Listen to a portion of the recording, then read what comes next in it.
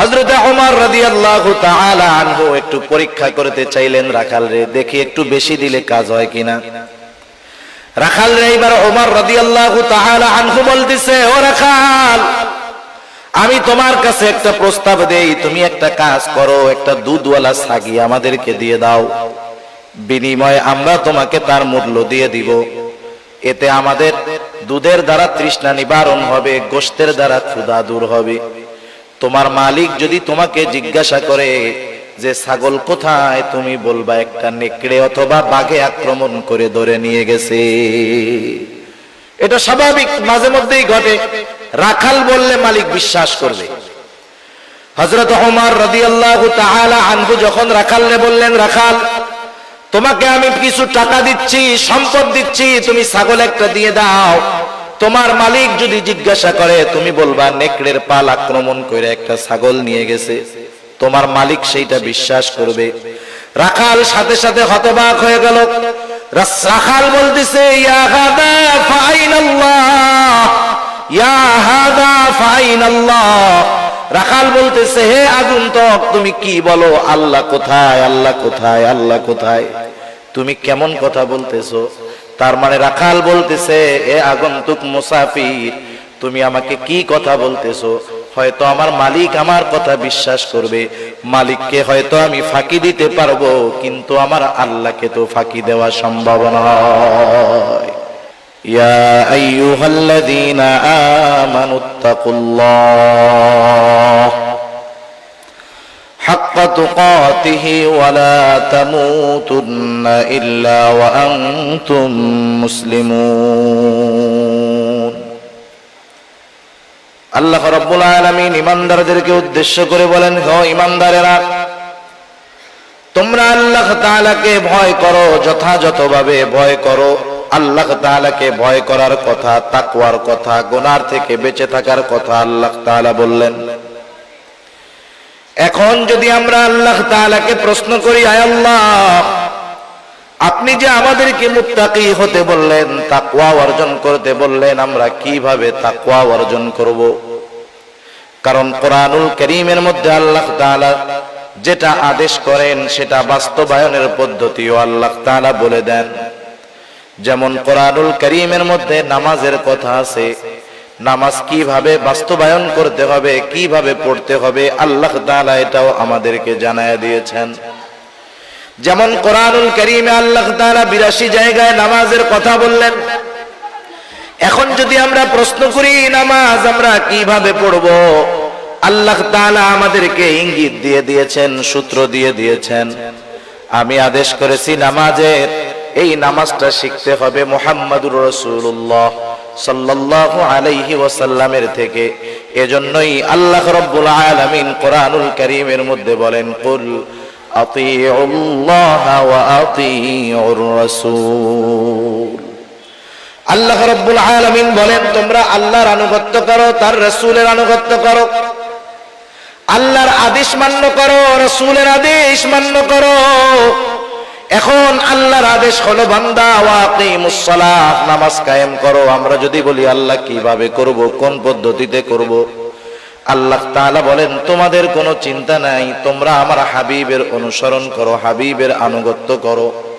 এরপরে আল্লাহ তাআলা আর আয়াতের মধ্যে আমাদেরকে জানায় দেন, মাইয়ুতি'র রাসূল ফাকাদ আতা আল্লাহ। যে আল্লাহর রাসূলের আনুগত্য করলো সে আল্লাহরই আনুগত্য করলো। আর রাসূলুল্লাহ সাল্লাল্লাহু আলাইহি ওয়াসাল্লাম বললেন, নামাজের আদেশ আল্লাহ তাআলা কোরআনে করেছে। আর আল্লাহর নবী বললেন, সাল্লু কামা রাআইতুমুনি উসাল্লি, তোমরা নামাজ ওইভাবে পড়ো যেভাবে তোমরা আমাকে নামাজ পড়তে দেখো। যত আদেশ আছে কোন না কোন ভাবে আল্লাহ তাআলা ওই আদেশ বাস্তবায়ন করার পদ্ধতি দেখায় দিয়েছেন। সুবহানাল্লাহ। মনে করেন আপনি একটা ছেলেকে বললেন যে তুমি আগামী দিন সকাল বেলায় চট্টগ্রাম যাবা, চট্টগ্রাম শহরে যাবা, হালি শহর যাবা, বাইজিদ বুস্তামি যাবা, কিন্তু ছেলেটা জীবনে আপনার ওই ব্রিজের ওই পারে যায় নাই। বলেন তো, যতই সহজ জায়গা হোক না কেন, অচেনা জায়গা যত সহজ হোক, কিন্তু এটা কঠিন জায়গা। অপরিচিত জায়গা যত সহজ হোক, এটা প্রথমবার কঠিন লাগবে, স্বাভাবিক। আপনি যখন তাকে আদেশ করবেন যে আগামী দিন সকাল বেলায় তোমাকে শহরে যেতে হবে, সে তো জীবনে কোনোদিন শহরে যায় নাই, সে তো রাঙ্গুনিয়াও কোনোদিন যায় নাই, এখন তার জন্য তো শহরে যাওয়া কঠিন। সে যখন বিচলিত, সে যখন পেরেশান, আপনি তার মাথায় হাত দিয়ে বোলায় বললেন, বাবা টেনশন তুমি করো না, তুমি এখান থেকে সুন্দর মতো এই রাস্তায় যাবা, ওখান থেকে একটা সিএনজিতে উঠবা, সিএনজি কে বলবা আমি চট্টগ্রাম শহরে যাব, তোমার যেই জায়গায় যাওয়ার প্রয়োজন সিএনজি ওয়ালা তোমাকে সেই জায়গাতেই নামায়া দিবে।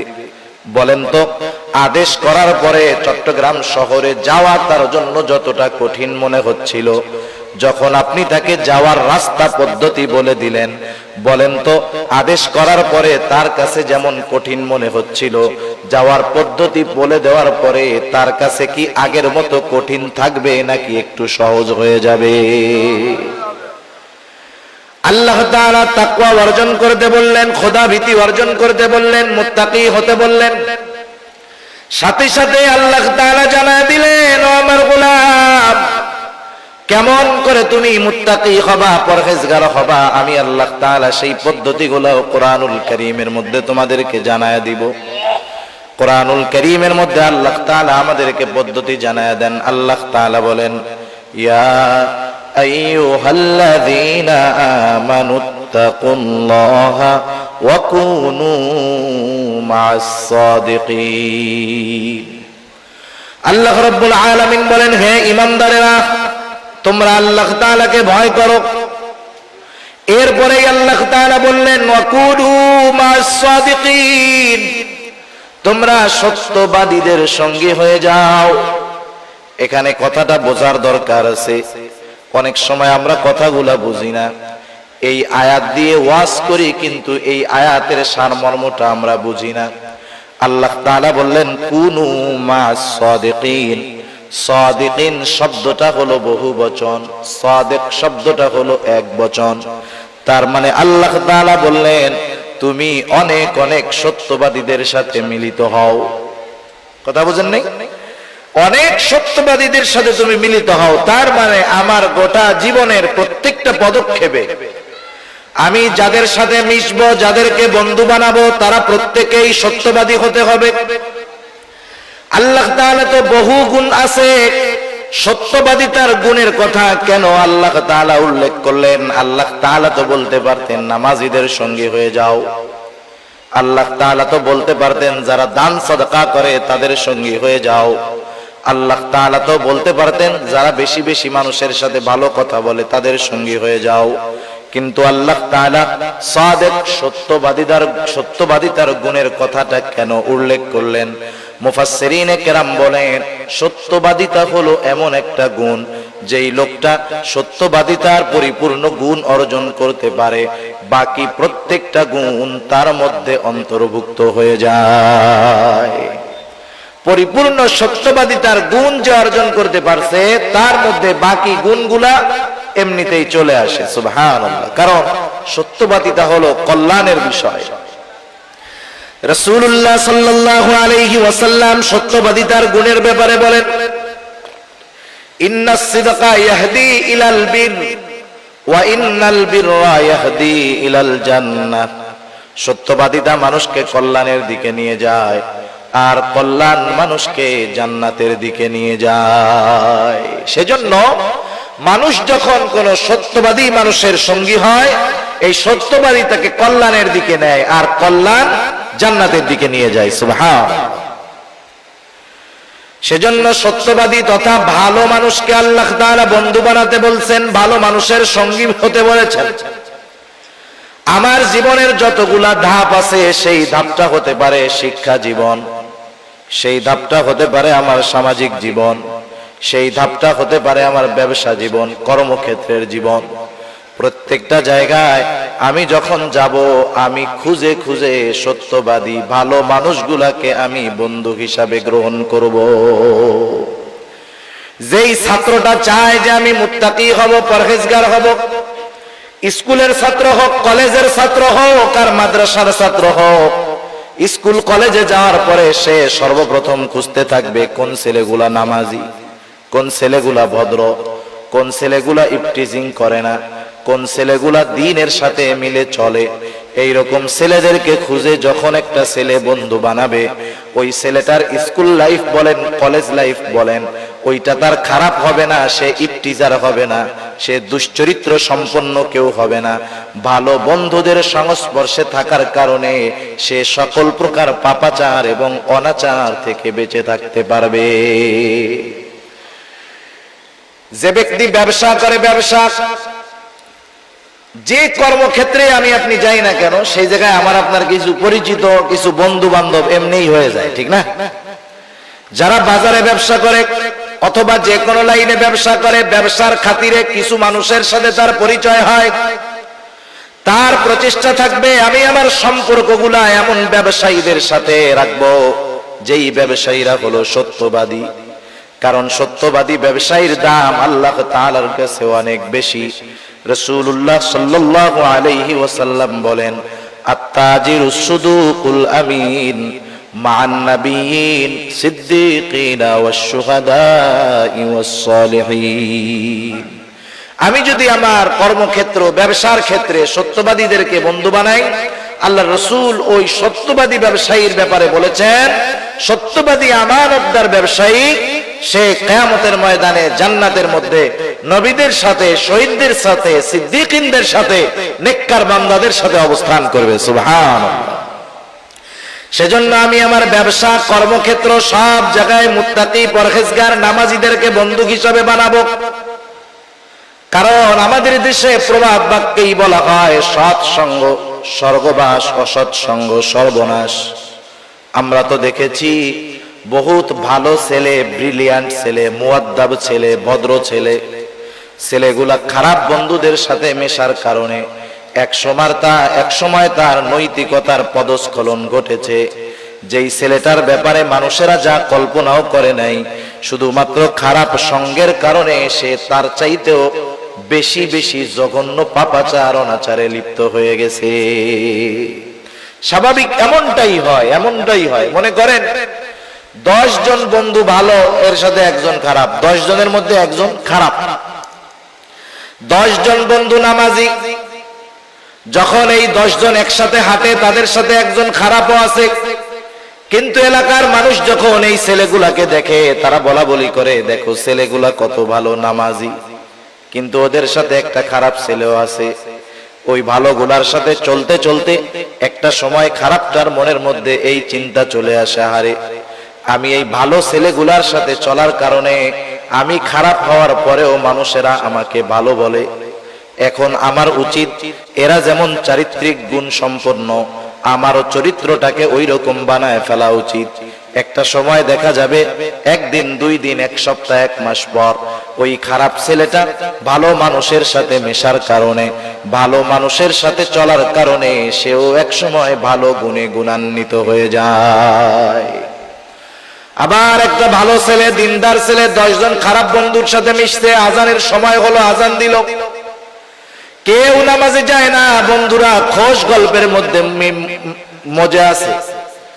বাকি 9 জন গল্প করতেছে, আর একজন বন্ধু সে নামাজে যাবে, শয়তানে ওয়াসওয়াসা দিচ্ছে, আরে বন্ধুদের সাথে কি সব সময় আড্ডা দেওয়া হয় নাকি? আজকে একটু আড্ডা দে, জামাতে নাইলে নাই পড়লি, একা একা বাসায় গিয়া পড়বি।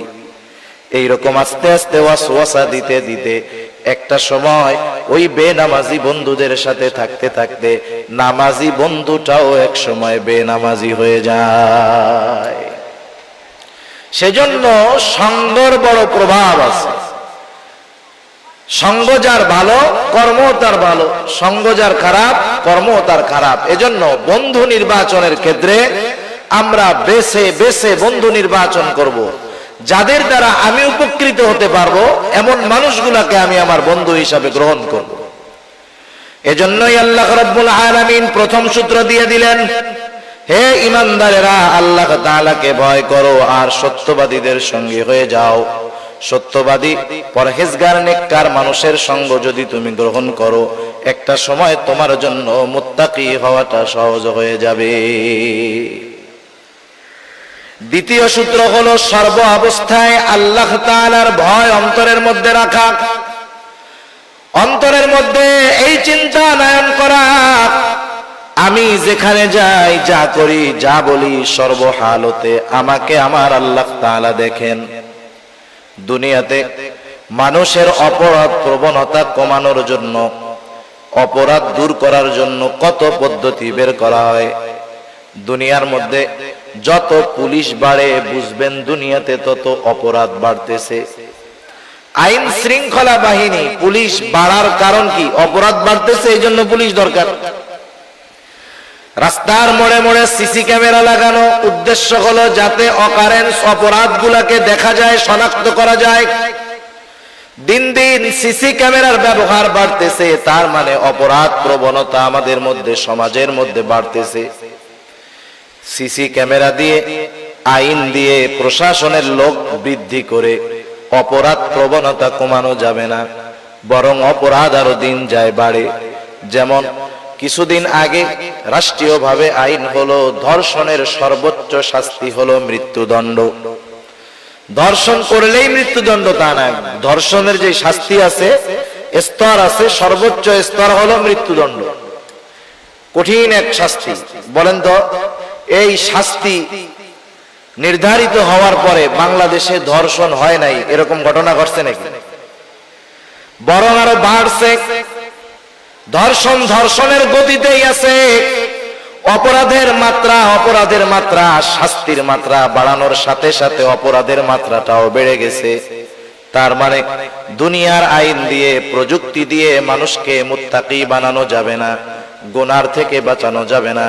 কিন্তু মানুষগুলার অন্তরে যদি কিছু বিষয় দৃঢ়ভাবে বদ্ধমূল করে নিতে পারি আমরা, তাহলে মুত্তাকি হওয়া যাবে, সকল প্রকার গুনাহ থেকে বাঁচা যাবে। অন্যতম চিন্তা হলো সর্ব অবস্থায়, সর্বহালতে আমাকে দেখতেছে কে? আল্লাহ রাব্বুল আলামিন আমাকে আপনাকে সর্বহালতে, সর্ব অবস্থায় দেখতেছে। আল্লাহ তাআলা কোরআনুল কারীমের মধ্যে বলেন, ওয়ালাকাদ খালাকনাল ইনসানা ওয়া না'লামু মা তুওয়াসওয়িসু বিহি নাফসুহু ওয়া নাহনু আকরাবু ইলাইহি মিন হাবলিল ওয়ারিদ। আল্লাহ রাব্বুল আলামিন বলেন, ওয়ালাকাদ খালাকনাল ইনসান। আল্লাহ তাআলা বলেন, আমি আল্লাহ তাআলা মানুষকে সৃষ্টি করেছি। আমাদের স্রষ্টাকে, জোরে বলেন তো। নাস্তিকেরা বলে যে প্রাকৃতিক ভাবে হয়েছে, কিন্তু আল্লাহ বলেন আমি মানুষকে সৃষ্টি করেছি। আল্লাহ তাআলা বলেন আমি মানুষকে সৃষ্টি করেছি। শুধু তাই নয়, ওয়া না'লামু মা তুওয়াসওয়িসু বিহি নাফসুহু, আমি আল্লাহ এটাও জানি কোন জিনিসে মানুষের অন্তরের মধ্যে ওয়াসওয়াসা দেয়। আমার অন্তরের মধ্যে কোন জিনিসে ওয়াসওয়াসা দেয়? বলেন তো, দুনিয়ার কোন প্রযুক্তি, দুনিয়ার কোন সর্বাধুনিক মেশিন দিয়া আমার অন্তরের ওয়াসওয়াসা কি দিচ্ছে এটা বের করা সম্ভব নাকি? সম্ভব? বলে দুনিয়ার সর্বোচ্চ প্রযুক্তি ব্যবহার করেও আমার অন্তরে আমি কি বলতেছি, কি করতে চাচ্ছি, এটা বের করা সম্ভব না। কিন্তু আল্লাহ তাআলা বলেন, ওয়া না'লামু মা তুওয়াসওয়িসু বিহি নাফসুহু, আমি আল্লাহ তাআলা জানি তার অন্তরের ভিতরে কোন জিনিসে ওয়াসওয়াসা দেয়। আল্লাহ তাআলা এবার আরো জবাব দেন, কেন জানি বান্দা, তুমি জানো নাকি? আমি জানার কারণ হলো, ওয়া নাহনু আকরাবু ইলাইহি মিন হাবলিল ওয়ারিদ। আমি তোমার অন্তরের খবর জানার কারণ হলো যে আমি তোমার শাহরগের চাইতেও অধিক নিকটবর্তী। সুবহানাল্লাহ। তার মানে আমি আমার যত নিকটে, তার চাইতে বেশি নিকটে কে? আল্লাহ তাআলা। আমি তো আমারই কত কিছু দেখি না, যা দিয়া দেখি এইটাও দেখি না। আমরা দেখি কি দিয়ে? চোখ দিয়ে। চোখ দিয়ে।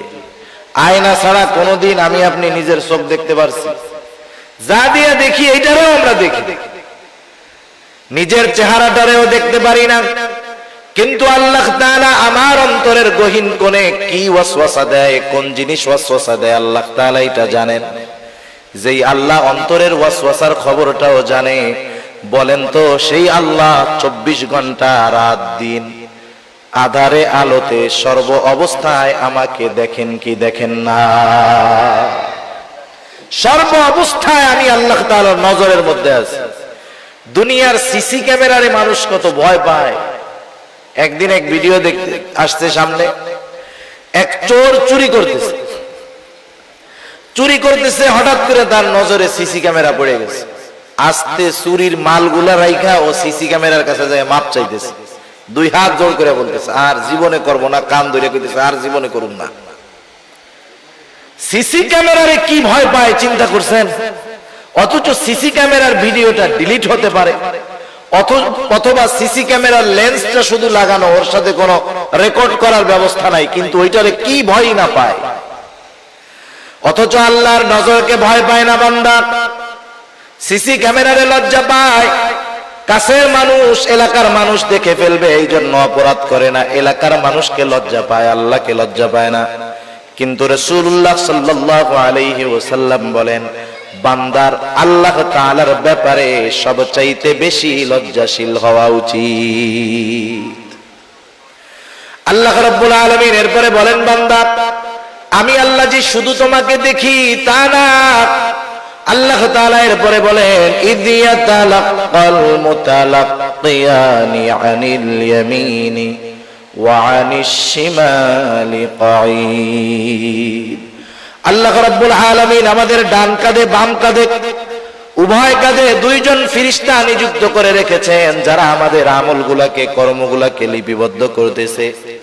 আমরা তাদেরকে সোজা নামে কিরামান কাতিবিন নামে চিনি। কিরামান কাতিবিন হলো সম্মানিত লেখকদ্বয়। আল্লাহ তাআলা বলেন, কিরামান কাতিবিনা ইয়ালামুনা মা তাফআলুন। এই সম্মানিত লেখকদ্বয় এরাও জানে যে আমরা কি আমল করি, ওরা জানে। আরো একজন ফেরেশতা আছে, আল্লাহ তাআলা বলেন, মা ইয়ালফিযু মিন কাওলিন ইল্লা লাদাইহি রাকীবুন আতীদ। প্রত্যেকটা মানুষের সাথে একজন সদা তৎপর ফেরেশতা আছে, যে সব সময় রেডি থাকে। কোন সময় সে অমনোযোগী হয় না। সে কি করে? আমার আপনার কথাগুলাকে সে রেকর্ড করে। আল্লাহ তাআলা দেখতেছে, দুইজন ফেরেশতা আমার কর্মগুলা লিপিবদ্ধ করার জন্য আছে, আরেকজন তৎপর ফেরেশতা আমার কথাগুলা রেকর্ড করার জন্য আছে। বলেন তো, দুনিয়ার মধ্যে যদি আমার কাছে এমন কোন ইনফরমেশন আসে যে হুজুর আপনার পেছনে কিন্তু দুইজন গোয়েন্দা লাগায়া দেওয়া আছে, আপনার সাথে এমন মেশিন সেট করে দেওয়া আছে, আপনার প্রতিটা কথা কিন্তু রেকর্ড হয়ে যায়, এই রকম খবর যদি আমার কাছে কেউ দেয়, অথবা আপনাদের ব্যাপারে কেউ যদি এই খবরটা দেয় যে দুইজন গোয়েন্দা কিন্তু আপনার পেছনে লাগায় দেওয়া আছে, আপনার সাথে এমন মেশিন সেট করা আছে, আপনার প্রতিটা কথা রেকর্ড হবে, আমরা জানতে পারবো। বলেন তো, আমার আপনার চলাফেরা, আমার আপনার কথাবার্তার মধ্যে সব কিছুর মধ্যে একটা নিয়ন্ত্রণ আসবে কি আসবে না? দুনিয়ার মানুষের কথা, গোয়েন্দার তদারকিকে আমরা ভয় পাই, কিন্তু আল্লাহ তাআলা এমন দুইজন ফেরেশতা আরেকজন ফেরেশতা রেকর্ডের জন্য রেখে দিলেন, কোরআনে জানায়া দিলেন, এদের ব্যাপারে আমরা গাফেল, এদের ব্যাপারে আমরা চিন্তা করি না। আমি যদি চিন্তা করি গুনাহ করতেছি, দুই ফেরেশতা রেডি, একবারে কলম নিয়ে রেডি হয়ে গেছে, যে এই যে গুনাহ করবে লেখা হবে, নেকের কাজ করবে লেখা হবে, খারাপ কাজ করবে, খারাপ কথা বলবে, রেকর্ড হয়ে যাবে। এই ফেরেশতাগুলো এমন ফেরেশতা, এরা কখনো মানুষের কাছ থেকে আলাদা হয় না, বালেগ হওয়ার পরে আসে, মরা পর্যন্ত থাকে। রহমতের ফেরেশতা মানুষের ঘরে প্রবেশ করে না যদি কুকুর বিড়াল প্রাণীর ছবি থাকে, কুকুর থাকে। কিছু ফেরেশতা আছে কোনো বাধা মানে না, কেউ যদি চিন্তা করে যে এই ঘরের মধ্যে কুকুর বিড়াল থাকে, সেই জায়গা তো ফেরেশতা আসে না। সব ফেরেশতা না, রহমতের ফেরেশতা আসে না। কেউ যদি এই চিন্তা করে ফেরেশতা আসে না, এক কাজ করি, সাথে সব সময় একটা কুত্তার বাচ্চা রাইখা দিব, যাতে আজরাইল না আসতে পারে। কাজ হবে? আজরাইল টাইম মতো চলে আসে। এই যে তিনজন ফেরেশতা, যখন কেউ জিনা করে, গুনাহ করে, পাপ করে, যা করে করুক, সর্ব অবস্থায় সুবহানাল্লাহ। আবার দেখেন কোরআনুল কারীমের মধ্যে আল্লাহ তাআলা বললেন, কিয়ামতের ময়দানে আমি গুনাহ যে হাত দিয়ে করি, পা দিয়ে করি, চোখ দিয়ে করি, কান দিয়ে করি, জবান দিয়ে করি, এরাও আমার বিপক্ষে সাক্ষী হয়ে দাঁড়াবে। আল্লাহ তাআলা কোরআনুল কারীমের মধ্যে বলেন, আল ইয়াউমা নাখতিমু আলা আফওয়াহিহিম ওয়া তুকাল্লিমুনা আইদিহিম ওয়া তাশহাদু আরজুলুহুম বিমা কানু ইয়াকসিবুন। আল্লাহ রাব্বুল আলামিন বলেন, আজকের এই দিন অর্থাৎ কিয়ামতের দিন, নাখতিমু আলা আফওয়াহিহিম, আমি তাদের মুখের উপরে মোহর মেরে দিব, বাক শক্তি রুদ্ধ হয়ে যাবে, কথা বলতে পারবে না। আল্লাহ তাআলা বলেন, ওয়া তুকাল্লিমুনা আইদিহিম, আমার সাথে কথা বলবে তাদের হাত, ওয়া তাশহাদু আরজুলুহুম বিমা কানু ইয়াকসিবুন, সাক্ষী দিবে তাদের পা, তারা হাত পা দ্বারা দুনিয়াতে কি উপার্জন করেছে। গুনাহ করার জন্য হাতের দরকার আছে, পায়েরও দরকার আছে। গুনাহ করার জন্য যাবে, পা লাগবে না? হাত দিয়ে গুনাহ করবে। এই সবগুলো আমার বিরুদ্ধে আছে, সাক্ষী হিসাবে আমার বিপক্ষে দাঁড়ায় যাবে। আল্লাহ তাআলা আর এক জায়গায় বলেন, শাহিদা আলাইহিম সামউহুম ওয়া আবসারুহুম ওয়া জুলুদুহুম বিমা কানু ইয়াকসিবুন। আল্লাহ তাআলা বলেন, সাক্ষী দিবে তাদের চোখ, সাক্ষী দিবে তাদের কান, সাক্ষী দিবে তাদের চামড়া। দুনিয়ার মধ্যে হাতও কথা বলে না, পাও কথা বলে না, হাত পা কোনো অপরাধ করলে বাধা দেয় না, চোখ কান কোনো অন্যায় করলে, গুনার কাজ করলে বাধা দেয় না। গভীর রাত, সারা রাত মোবাইলের মধ্যে গুনার জিনিস দেখলে চোখ বাধা দেয় না, কানের মধ্যে ইয়ারফোন লাগায় গান শুনলে কান বাধা দেয় না, বেগানা নারীর সাথে কথা বললে কান তো বাধা দেয় না, যেই জিহ্বা ব্যবহার করে কথা বলি জিহ্বাও তো কোনো সময় বাধা দেয় না। কিন্তু কিয়ামতের ময়দানে এরা যখন আমার আপনার বিপক্ষে সাক্ষী হিসাবে আল্লাহ তাআলার কাছে সাক্ষ্য দিবে, কথা বলবে, সেই মানুষেরা হতবাক হয়ে যাবে যে হায়রে, এই কান, এই চোখ, এই জিহ্বা, এই হাত, এই পা, এদেরকেই তো তৃপ্তি দেওয়ার জন্য দুনিয়ার মধ্যে গুনাহ করলাম, এরা আজকে আমার বিরুদ্ধে সাক্ষী দেয়।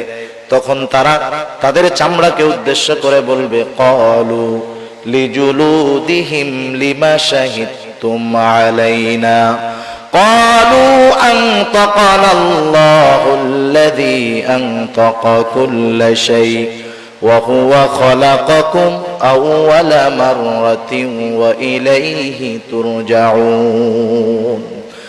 আল্লাহ তাআলা জানায় দেন, সেই দিন এই মানুষগুলো কি বলবে? তারা বলবে, ক্বালু লিজুলুদিহিম লিমা শাহিদতুম আলাইনা, তারা তাদের চামড়াকে বলবে, ও চামড়া, কেন আজকে তোমরা আমাদের বিরুদ্ধে সাক্ষী দাও? কেন আমাদের বিরুদ্ধে আচরণ করতেছো? দুনিয়ায় তো কথাবার্তা বলো নাই, এখন কেমনে কও? চামড়ার জবান তো আল্লাহ খুলে দিবে। চামড়া বলবে, ক্বালু আনতাকানাল্লাহ, এই হাত পা অঙ্গ প্রত্যঙ্গ জবাব দিবে যে আমাদেরকে আজকে কথা বলার ক্ষমতা দিয়েছে কে?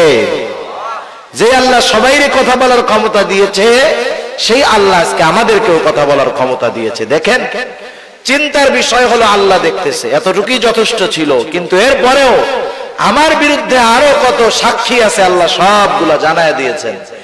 এগুলো কোরআনের কথা। কিসের কথা? কোরআনুল কারীমের কথা।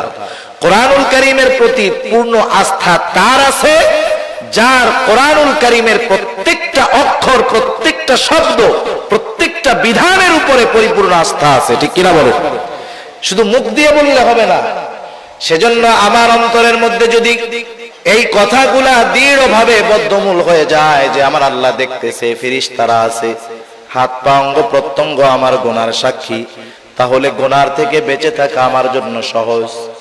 স্বর্ণযুগের মানুষ যারা ছিল, স্বর্ণযুগের মানুষগুলার অন্তরের মধ্যে আল্লাহ ভীতি এমন ছিল, তারা সর্ব অবস্থায় মনে করতো যে আমরা আল্লাহ তাআলার নেটওয়ার্কের ভিতরে কোনো কিছু করার উপায় নাই। এই জন্য স্বর্ণযুগের রাখালের মধ্যে যেই তাকওয়া ছিল, বর্তমান জামানার শ্রেষ্ঠ ওলির মধ্যেও ওই পরিমাণ খোদাভীতি তাকওয়া পাওয়া যাবে না।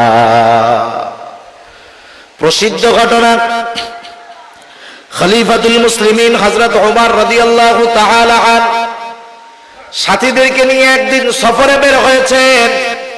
মরুভূমির পথ কিছু দূর চলার পরে তারা পিপাসিত হয়ে গেলেন, গলা শুকিয়ে গেছে। আরবের মানুষ পিপাসার জন্য পানিও পান করে, দুধও পান করে।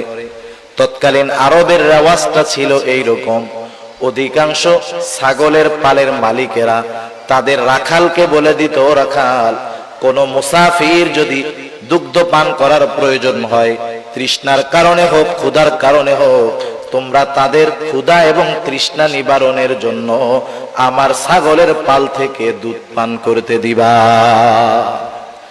রাখাল তো তখনই দুধ পান করতে দিতে পারবে যখন মালিকের অনুমতি থাকবে, কিন্তু অধিকাংশ মালিক অনুমতি দিয়া দিত।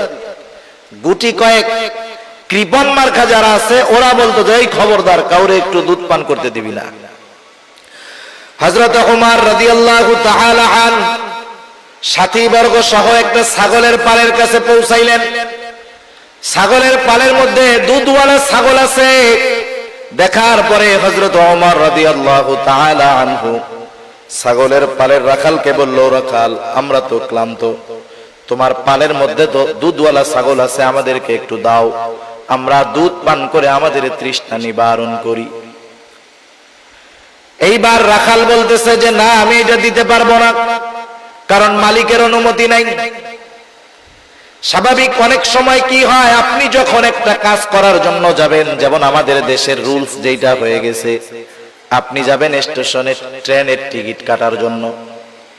বাংলাদেশে ট্রেনের টিকিট কোনো সময় পাওয়া যায় না, কিন্তু বাংলাদেশে সরকারি যেই খাতগুলায় বড় বড় লস হয়, এর মধ্যে সবচাইতে অন্যতম একটি খাত হলো রেল যোগাযোগ ব্যবস্থা। সারা বছরের পরে দেখবেন যে এই বছর রেলে 2000 কোটি টাকা লস, 1000 কোটি টাকা লস, কিন্তু আপনি 10 দিন পরে ঢাকার টিকিট কিনতে যান, একটাও পাবেন না। লস কখন হয়? যখন যাত্রী হয় না। কিন্তু লস হয় যাত্রী ভরা, পালানোর জায়গা নাই, সিট পাওয়া যায় না, কিন্তু এরপরেও লস হয়। আপনি টিকিট কিনতে টিকিট কাউন্টারে গিয়ে টিকিট পাবেন না। আশেপাশে দেখবেন কিছু লোক ঘুরতেছে, আইসা আপনার কানে বলবে, অথবা আপনার পরিচিত থাকলে যখন তারে বলবেন ভাই 100 বাড়ায় দিন নেই, তখন বলবে যে অমকের কাছে জানো যে চার দোকানটা আছে, কাকার কাছে যেয়ে বললেই আমার কথা টিকিট দিয়ে দিবে। এরকম আছে না নাই বলে? তার মানে ন্যায্য দামে পাওয়া গেল না, কিছু দিলে কাজ হয়ে গেল। মালিকের মানা, এই জন্য রাখাল দুধ পান করাবে না। হযরত ওমর রাদিয়াল্লাহু তাআলা আনহু একটু পরীক্ষা করতে চাইলেন রাখাল রে, দেখি একটু বেশি দিলে কাজ হয় কিনা। রাখাল রে এবার ওমর রাদিয়াল্লাহু তাআলা আনহু বলতেছে, ও রাখাল, আমি তোমার কাছে একটা প্রস্তাব দেই, তুমি একটা কাজ করো, একটা দুধওয়ালা ছাগি আমাদেরকে দিয়ে দাও, বিনিময়ে আমরা তোমাকে তার মূল্য দিয়ে দিব।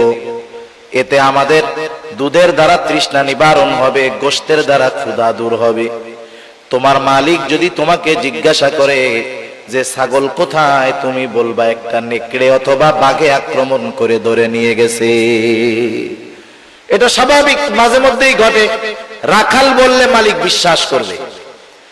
হযরত ওমর রাদিয়াল্লাহু তাআলা আনহু যখন রাখালরে বললেন, রাখাল, তোমাকে আমি কিছু টাকা দিচ্ছি, সম্পদ দিচ্ছি, তুমি ছাগল একটা দিয়ে দাও, তোমার মালিক যদি জিজ্ঞাসা করে তুমি বলবা নেকড়ের পাল আক্রমণ করে একটা ছাগল নিয়ে গেছে, তোমার মালিক সেইটা বিশ্বাস করবে। রাখাল সাথে সাথে হতবাক হয়ে গেল। রাখাল বলতেছে, ইয়া হাদা ফাইনাল্লাহ, ইয়া হাদা ফাইনাল্লাহ। রাখাল বলতেছে, হে আগন্তুক, তুমি কি বলো? আল্লাহ কোথায়? আল্লাহ কোথায়? আল্লাহ কোথায়? তুমি কেমন কথা বলতেছো? তার মানে রাখাল বলতেছে, এ আগন্তুক মুসাফির, তুমি আমাকে কি কথা বলতেছো? হয়তো আমার মালিক আমার কথা বিশ্বাস করবে, মালিককে হয়তো আমি ফাঁকি দিতে পারবো, কিন্তু আমার আল্লাহকে তো ফাঁকি দেওয়া সম্ভব নয়। রাখাল চলে গেল। রাখাল তো চিনে না লোকটাকে। রাখাল চলে গেল। হযরত ওমর রাদিয়াল্লাহু তাআলা আনহু বলতেছে, যতদিন দুনিয়ার মধ্যে এই রাখালের মতো মানুষ থাকবে, ততদিন মুসলিম জাতিকে কোনো প্রকার অকল্যাণ গ্রাস করতে পারবে না। আজকে আমি আমার নিজের কথাটাই চিন্তা করি, আপনি আমি আমাদের নিজেদের কথা চিন্তা করি যে আমাদের তাকওয়ার অবস্থা কি, লাস্ট পর্যায়টাও নাই, ঠিক কিনা বলেন? স্বর্ণযুগের নারীরা কেমন ছিল? স্বর্ণযুগের যুবতী নারীরা কেমন ছিল? হযরত ওমর রাদিয়াল্লাহু তাআলা আনহু রাতের বেলায় বের হইতেন মানুষের খোঁজ খবর জানার জন্য। একদিন একেবারে শহরের শেষ প্রান্তে হযরত ওমর রাদিয়াল্লাহু তাআলা আনহু চলে গেলেন। রাতের শেষ প্রহর, সুবহে সাদিকের পূর্ব মুহূর্তে তিনি দেখতেছেন একটা ঘরের মধ্যে মিটমিট করে আলো জ্বলতেছে। একটু অবাক হলেন, সকলে ঘুম, নিস্তব্ধ নীরবতা, কিন্তু ওই ঘরটার মধ্যে কেন আলো জ্বলে? আস্তে আস্তে ওই ঘরের দিকে তিনি অগ্রসর হয়ে গেলেন। কান পেতে আছেন, ভেতরে থেকে দুইজনের গলার আওয়াজ পাওয়া যায়, দুইজন নারী। একটা বিষয় মনে রাখতে হবে, শাসক প্রজার অবস্থা জানার জন্য নিজে অথবা শাসকের দায়িত্বপ্রাপ্ত কেউ যদি বাস্তব অবস্থা জানার জন্য কারো ঘরের দেয়ালে কান পাতে, সেটার বৈধতা আছে, কিন্তু আমার আপনার নাই। আমার আপনার আছে? আমার আপনার নাই। কোন মহিলার অপর মহিলার গোপন কথা এরকম কান লাগায় শোনার অধিকার নাই। আল্লাহ তাআলা মানা করছেন, ওলা তাজাসসু, তোমরা গুপ্তচর বৃত্তি করবা না। কিন্তু রাষ্ট্রপ্রধান অথবা রাষ্ট্রপ্রধান যদি কাউকে দায়িত্ব দেয় কোনো কারণে, সে গুপ্তচর বৃত্তি করবে, এটা করার দরকার। হযরত ওমর রাদিয়াল্লাহু তাআলা আনহু কান লাগায় শুনতেছেন দুইজন মহিলার গলার আওয়াজ। বোঝা গেল একজন মা, একজন মেয়ে। মা ঘুম থেকে উঠে মেয়েকে ডাকতেছে, বলতেছে, ওহে কন্যা, দ্রুত উঠে যাও, ছাগলের দুধটা দহন করো, সকালবেলায় বিক্রয় করে দেওয়া হবে। এখন তো ছাগলেও দুধ কম দিচ্ছে, আমরাও অভাবে আছি। দুধটা দহন করার পরে তুমি দুধের সাথে একটু পানি মিশায়া দিও, তাতে বেড়ে যাবে। মেয়েটা বলতেছে, মা আপনি কি বলেন? খলিফা দুধের সাথে পানি মেশাতে মানা করছে। মা বলতেছে, মেয়ে তুমি কি বোকা নাকি? কোথায় খলিফা আর কোথায় আমরা? খলিফা হয়তো তার প্রাসাদের মধ্যে আরামে ঘুমাইতেছে, কে দুধে পানি মিশাইলো আর না মিশাইলো এটা কি খলিফার দেখার টাইম আছে নাকি? মেয়েটা বলে, মা খলিফা ওমর হয়তো জানবে না, দেখবে না, কিন্তু আল্লাহ রাব্বুল আলামিনকে ফাঁকি দেওয়া যাবে না। হযরত ওমর রাদিয়াল্লাহু তাআলা আনহু চলে গেলেন। পরের দিন সকালবেলায় মা মেয়েরে ডাকাইছে। ঘটনার রাত সকালবেলায় যখন খলিফাতুল মুসলিমিন তার ওই মা মেয়েকে ডাকালো, দুজনের কলিজা শুকায় গেছে। নিশ্চয় আমাদের রাতের কথোপকথনের ব্যাপারে খলিফা জেনে গেছে। খলিফা জেনে গেছে, আজকে আর নিস্তার নাই। তারা চিন্তিত এবং ভীত। কিন্তু হযরত ওমর অর্ধ জাহানের বাদশাহ, এই মেয়েটার পরহেজগারিতা তার এত পছন্দনীয় হয়েছে, একজন দুধওয়ালির মেয়ের তাকওয়াকে প্রাধান্য দিয়ে নিজের ঘরের পুত্রবধূ হিসাবে তাকে গ্রহণ করেছে। কারণ রাসূলুল্লাহ সাল্লাল্লাহু আলাইহি ওয়াসাল্লাম তো বলছে যে চারটা জিনিস দেখে মানুষ বিবাহ করে, সম্পদ দেখে, সৌন্দর্য দেখে, বংশ দেখে, দিন দেখে। নবী বলেন, ফাযফার বিদাতিদ দ্বীন, দ্বীনকে প্রাধান্য দেওয়ার কথা বলা হয়েছে। হযরত ওমর রাদিয়াল্লাহু তাআলা আনহু এই মেয়ের মধ্যে পরিপূর্ণ তাকওয়া পেয়েছেন, দ্বীন পেয়েছেন। এজন্য একজন দুধওয়ালির মেয়ে হওয়া সত্ত্বেও অর্ধ জাহানের বাদশা তার ছেলের সাথে ওই মেয়ের বিবাহ দিতে কোনো প্রকার কোণঠাবোধ করেন নাই। তাদের কাছে একজন তাকওয়া সম্পন্ন মানুষ কত দামি। আর এই মেয়ের ঔরস থেকেই এক সময় দুনিয়ার মধ্যে পঞ্চম খলিফা ওমর ইবনে আব্দুল আজিজ রাহমাতুল্লাহি আলাইহির মতো জগৎ বিখ্যাত সাধকের জন্ম আল্লাহ তাআলা দুনিয়াতে দিয়েছেন। সেজন্য আমি আপনি যদি এই চিন্তা অন্তরের মধ্যে রাখি, আমার আল্লাহ আমাকে সর্ব অবস্থায় দেখতেছে, বলেন তো এই চিন্তা যদি আমার মধ্যে থাকে, তাহলে আমার রাতের চরিত্র, মানুষের লোকচক্ষুর অন্তরালের চরিত্র আর মানুষের মধ্যের চরিত্র সেম হয়ে যাবে। রাতেও চরিত্র যেমন, দিনের বেলাতেও তার চরিত্রটা তেমন হয়ে যাবে। শুধু এতটুকু চিন্তা আমার আপনার জীবনের গতিপথ বদলিয়ে মুত্তাকি আমাকে আপনাকে বানাতে পারে। তৃতীয় বিষয়, তৃতীয় পদ্ধতি, আমি আমার জীবনের হিসাব নিকাশ গ্রহণ করব। যেই মুমিন তার জীবনের হিসাব নিকাশ গ্রহণ করে, সেই মুমিন মুত্তাকি সফল মুমিন হতে পারে। কারণ বাজারের মধ্যে যেই ব্যবসায়ী তার ব্যবসার হিসাব যথাযথভাবে রক্ষণাবেক্ষণ করে, সে হতে পারে সফল ব্যবসায়ী। দেখবেন কিছু ব্যবসায়ী আছে বাজারের মধ্যে, রাত 10টায় দোকান বন্ধ হয়, বাজার বন্ধ হয়, সে 9টার সময় শাটার নামায়া দেয়। 1 ঘন্টা ব্যাপী সে হিসাব করে আজকে দিনে আমার কত টাকা বিক্রয় হলো, কত টাকা বাকি গেল। এই দুইটার উপরে নির্ভর করে আজকের লাভের হিসাবটা তার মধ্যে চলে আসে যে আজকে আমার 1 লক্ষ টাকা বিক্রি হলো, আজকে আমার 3000 5000 টাকা লাভ হলো। আগামী দিন এই লাভের উপরে নির্ভর করে আমাকে ব্যয় করতে হবে। এইভাবে দৈনন্দিন যেই ব্যবসায়ী তার হিসাব রক্ষণাবেক্ষণ করে, 2-4 বছর পরে দেখা যাবে এই ব্যবসায়ী সফল ব্যবসায়ী হয়ে যাবে। কিন্তু যেই ব্যবসায়ীর কোনো হিসাব নাই, হিসাবের রক্ষণাবেক্ষণ নাই, সকালে যায় মাল কেনে বেচে বাকি দেয়, কোথায় টাকা কি হিসাব নিকাশ করে না, এই ধরনের বেহিসাবি অধিকাংশ ব্যবসায়ী যত বড় পুঁজি নিয়ে ব্যবসা করুক না কেন, হিসাব রক্ষণাবেক্ষণ না করার কারণে একটা সময় তার ব্যবসা লাভের মুখ দেখে না, বরং লসের মুখ দেখতে থাকে। যারা আদর্শ ব্যবসায়ী দেখবেন এরা হিসাব করে, 1 টাকা 2 টাকার হিসাবও তারা ছাড় দেয় না। আমরা তো অনেক সময় মনে করি ওরে বাবা এত বড় ব্যবসায়ী 2 টাকাও লেখা রাখছে, না না, এটা তার একটা রুলস, তার এই নিয়ম নীতি তাকে সফল ব্যবসায়ী হওয়ার পথে অগ্রসর করেছে।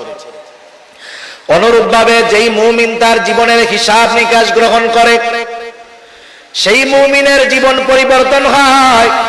এই জন্য বুজুর্গানে দিন বলেন, প্রত্যেকটা মুমিন রাতে ঘুমানোর পূর্বে যখন বিছানায় শুবে তখন তার সারা দিনের আমলের হিসাব নিকাশ করবে। সে ঠান্ডা মাথায় চোখ দুটাকে বন্ধ করে সকাল থেকে নিয়ে শোয়ার আগ পর্যন্ত কতগুলা ভালো কাজ করেছে, কতগুলা অন্যায় করেছে, কতগুলা পাপ করেছে, সে যদি ঠান্ডা মাথায় চিন্তা করে, সকাল থেকে নিয়ে রাত পর্যন্ত প্রত্যেকটা কাজের দৃশ্য তার চোখের সামনে ভেসে উঠবে। সে চিন্তা করতে পারবে যে আজকে আমি 10টা গুনার কাজ করেছি, আজকে আমি 9টা নেকের কাজ করছি।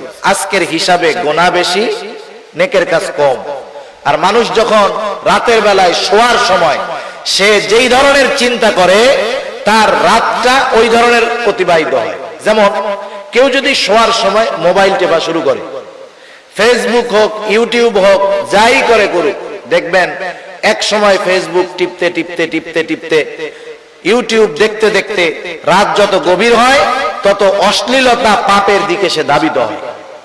গোনার সিস্টেম আছে কিছু, এই প্রযুক্তিগুলো আমাদেরকে একসাথে গোনার দিকে নিয়ে যায় না, আস্তে আস্তে গোনার দিকে ধাবিত করে। মনে করেন একজন একটা সিনেমা দেখতেছে, ওই সিনেমা দেখতে দেখতে নিচে ডেসক্রিপশনে অথবা সাইডে আরেকটা ভিডিও এসে হাজির হয়ে যাবে, যেটা ওইটার চেয়ে আরেকটু জঘন্য। ও এবার ওইটাই ঢুকবে, ওর মাইন্ড স্যাটিসফ্যাকশন এরকম হয়ে যাবে, ওর আঙ্গুল ওইখানে যাবে, এরপরে ঢুকবে আর একটু জঘন্যতায় ঢুকবে, আস্তে আস্তে আর একেবারে গোনার সমুদ্রের মধ্যে ওকে নিয়ে যাবে। গোনা করতে করতে হঠাৎ করে ফজরের আজান দিবে, শয়তান পা টিপবে, ঘুম আসবে, ফজর তো গেছে গেছে, জোহরও কাজা হওয়ার অবস্থা। আর যেই ব্যক্তি রাতে শোয়ার সময় মৃত্যুর চিন্তা করে, পরকালের চিন্তা করে ঘুমাবে, দেখবেন ফজরের আজান দেওয়ার সাথে সাথে লাফ দিয়ে ঘুম থেকে উঠে যাবে, ঠিক কিনা?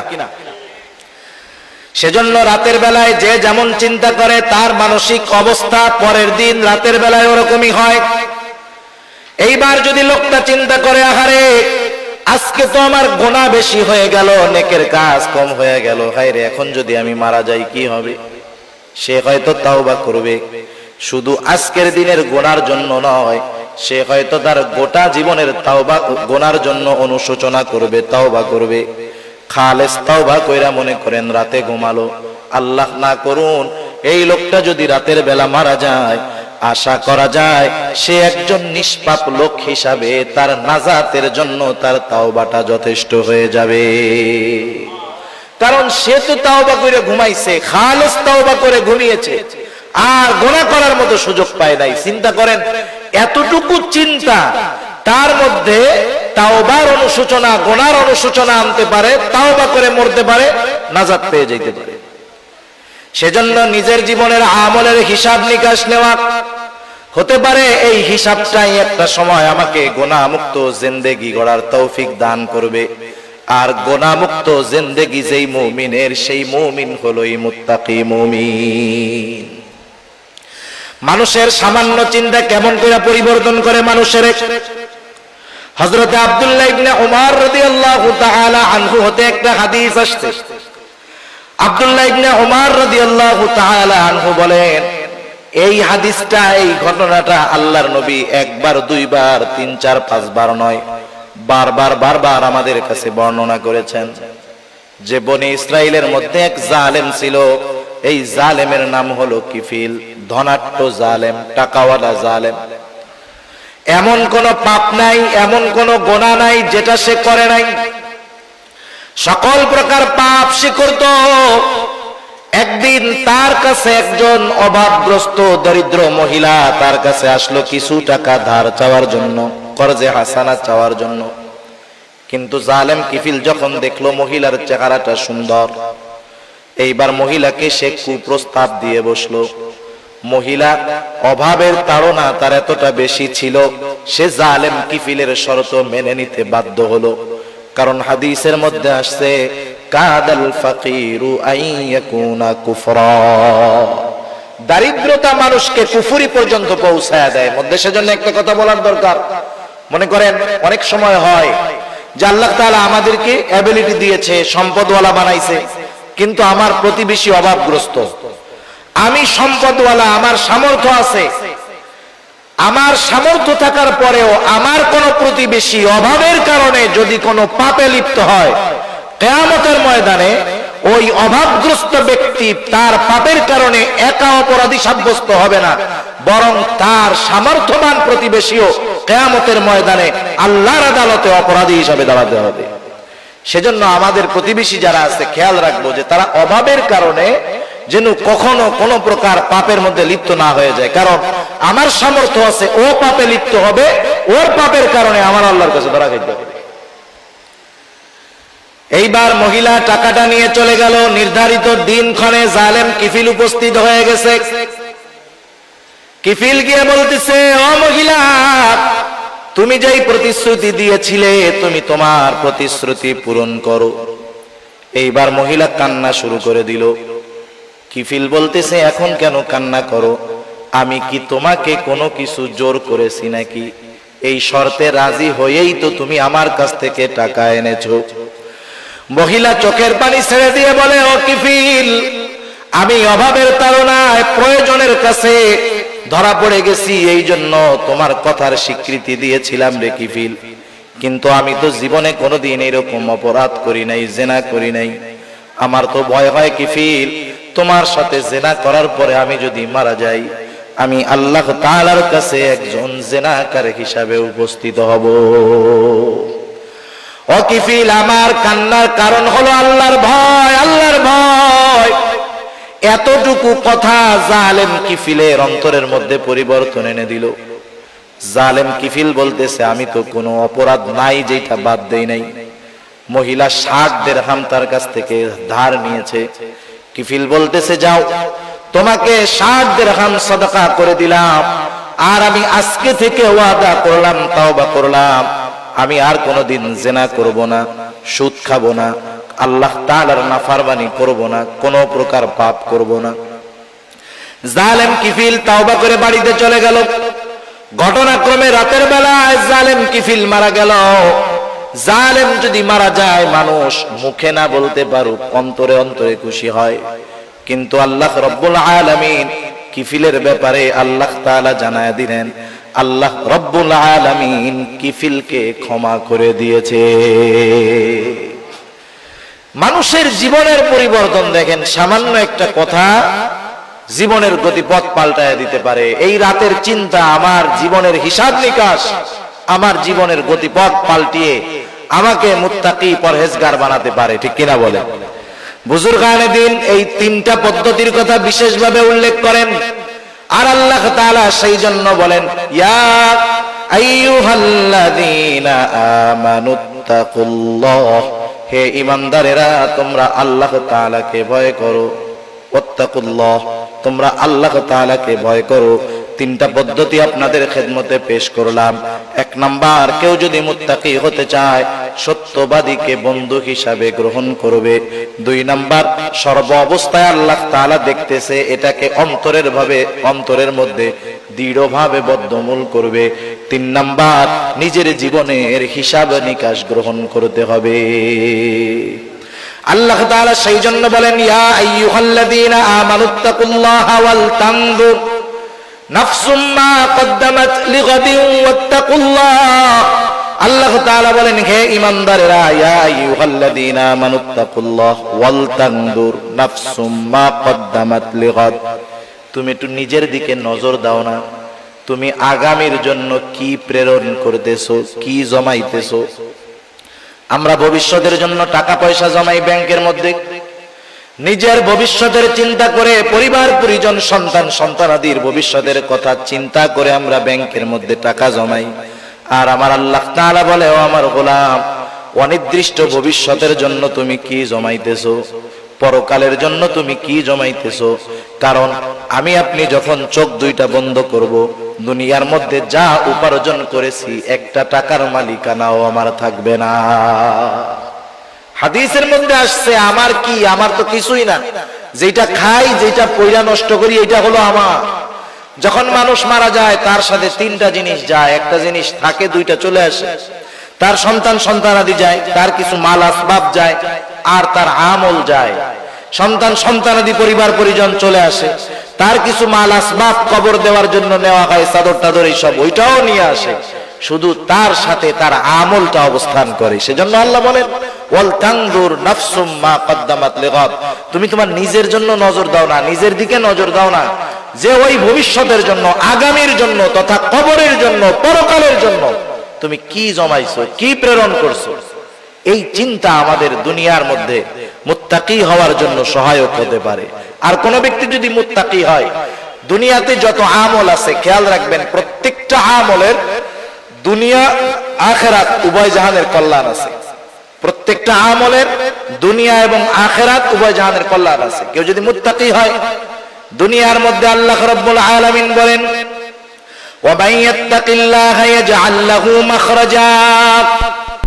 যে ব্যক্তি তাকওয়া অবলম্বন করে, খোদা বিরুদ্ধ অর্জন করে, আল্লাহ তাআলা বলেন, আল্লাহ তাআলা তাকে যত প্রকার বিপদ আপদ হোক না কেন, বের হওয়ার রাস্তার ব্যবস্থা আল্লাহ তাআলা করে দেয়। শুধু তাই নয়, আল্লাহ রাব্বুল আলামিন বলেন, ওয়া ইয়ারযুকুহু মিন হাইসু লা ইয়াহতাসিব। দুনিয়ার মানুষ সবচাইতে বেশি চিন্তা করে রিজিকের, জীবন উপকরণের, কিন্তু আল্লাহ তাআলা বলেন, ও আমার গোলাম, তুমি মুত্তাকি হয়ে যাও, আমি আল্লাহ তোমাকে এমন জায়গা থেকে রিজিক দিয়ে দিব যা তুমি কল্পনাও করতে পারবা না। সেজন্য মুত্তাকি পরহেজগার ব্যক্তির সম্পদ কম হলেও ওর মধ্যে আল্লাহ বরকত দেয়। সম্পদ বেশি হলেই যে বরকত হয় তা না, সম্পদ কমের মধ্যে আল্লাহ বরকত দিতে পারে। আশরাফ আলী থানভী রহমাতুল্লাহি আলাইহি একটা ঘটনা